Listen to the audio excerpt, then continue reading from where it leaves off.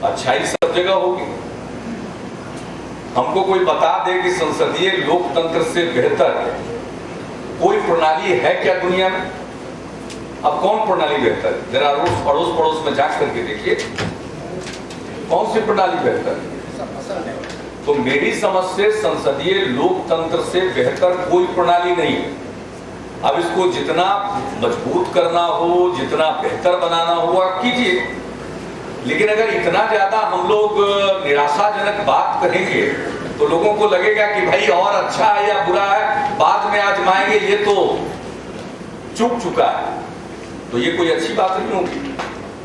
देखिए हम लोग बहुत सारी बातें बगैर सोचे समझे करना शुरू करते हैं। अरे कोई खराबी है तो उससे लड़िए, उसको दूर कीजिए, लेकिन आप सिर्फ खराबी का उल्लेख करेंगे और उस खराबी को दूर करने का कोई उपाय नहीं बताएंगे और कुल मिलाकर के ये कह डालेंगे कि संसदीय लोकतंत्र की इतनी खामियां हैं, तो हमको जरा कोई अच्छाइयों वाला तंत्र बता दे सर जिसमें अच्छाइयां ही अच्छाइयां। संसदीय लोकतंत्र में कोई कमजोरी है तो उसको दूर करें और मजबूत करें, लेकिन इससे बेहतर तो कोई तंत्र नहीं है। इसमें लोग वोट डालते हैं, इसको दुरुस्त करना तो सबसे पहले फेयर इलेक्शन होना चाहिए। बिहार में अभ्यस्त हो गए थे लोग, फेयर इलेक्शन होता नहीं था, बूथ मैनेजमेंट का चुनाव चल रहा था पिछले अनेक चुनावों से।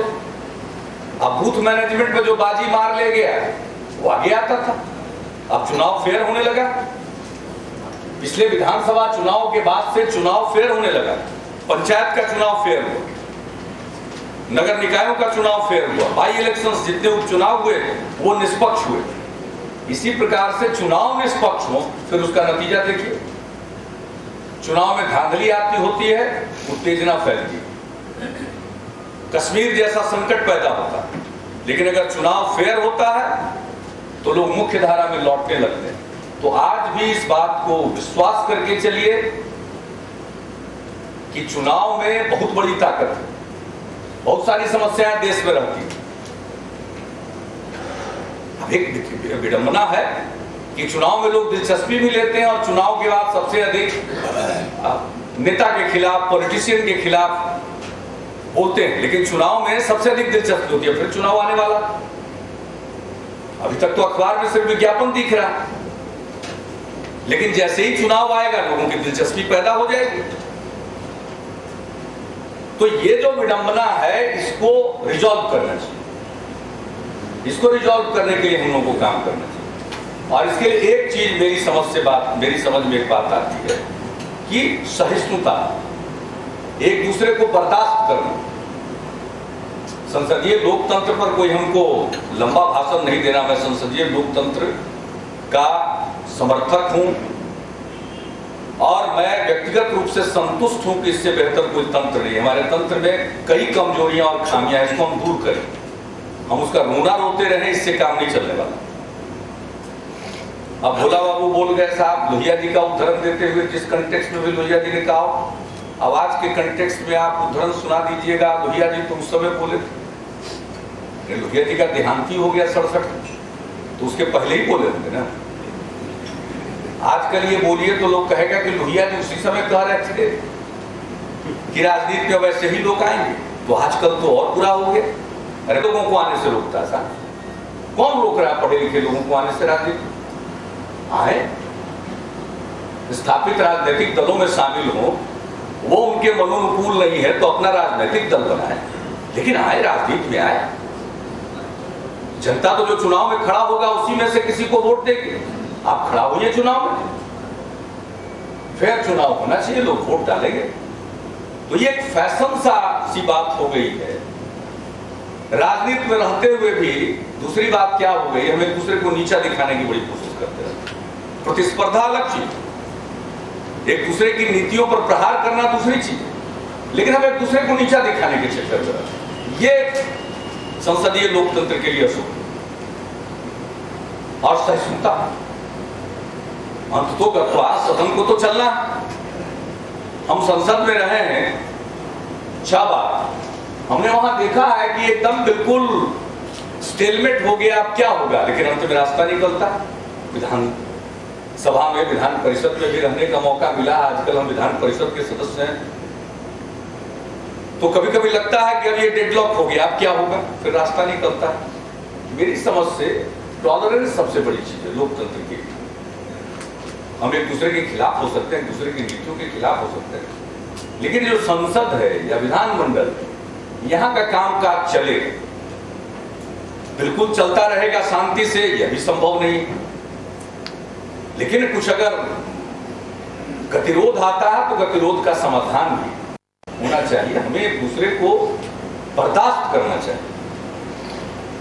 और अगर हमारे सामने कोई सबसे बड़ी चुनौती लगती है तो यही है कि ये जो टॉलरेंस है, एक दूसरे को जो बर्दाश्त करने की प्रवृत्ति है, उसमें जो कमी आ रही है, वो एक खतरनाक बात है, वो अशुभ है। हम एक दूसरे को बर्दाश्त करें, अपनी बात करें, अंततोगत्वा वोट जनता को देना, वो जिसको उचित समझेगी उसको वोट देगी। और दूसरी बात है, चुनाव फेयर होना चाहिए। बाकी सब चीजें, संसद में इतनी ताकत है, लोगों में इतनी ताकत है, लोकतंत्र में इतनी ताकत है, वो सब चीज को सेटल करें। अब संसदीय लोकतंत्र है, वाणी स्वतंत्रता है, स्वतंत्र न्यायपालिका है, स्वतंत्र प्रेस है, इससे बेहतर स्थिति क्या हो सकती है? आप कल्पना करिए कोई दूसरे तंत्र की, क्या इस प्रकार से स्वतंत्र प्रेस रह सकता है? इतना स्वतंत्र प्रेस नहीं हो सकता। न्यायपालिका भी इस तरह से स्वतंत्र नहीं हो सकती है दूसरे किसी तंत्र में। तो इससे बेहतर कौन? अगर सरकार से किसी को कठिनाई होगी, मीडिया उस प्रश्न को उठाता है, न्यायपालिका उस प्रश्न को देखती है।